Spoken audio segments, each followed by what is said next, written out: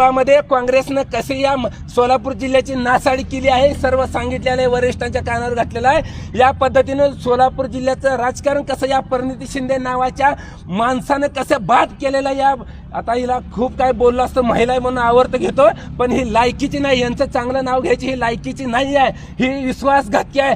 त्यावेळेस खासदारकीच्या वेळेस आमचे आदरणीय खंदारे साहेबांनी सांगितलं होतं की परिणिती शिंदेच्यावर विश्वास ठेवू नका, परंतु आमच्यामधल्या काही गद्दारांनी आम्हाला देखील फसवलंय आणि आमच्या शिवसेनेमध्ये असणाऱ्या काही पदाधिकारी गद्दारांना पण सांगू इच्छितो, जर का आता इथून पुढच्या काळात जर त्या काँग्रेस बरोबर कुणी जर मिलीभगत केली असेल तर तुम्हाला देखील आता शिवसैनिकांचा इसका आणि वरिष्ठ अधिकाऱ्याचा इसका दाखवल्याशिवाय सोडणार नाही। अशा गद्दारांना घरचा रस्ता दाखवला जाईल। आम्हाला देखील आमच्या एका गद्दारांनी फसवलेला आहे, आमच्याशी खोटं बोललेलं आहे, याचा रिपोर्ट मी उद्धव साहेबांसमोर बसून देणार आहे। त्यांनी लोकसभेला कसं कसं काय काय कारस्थान केलेलं आहे आणि म्हणून परिणिती शिंदे वाटत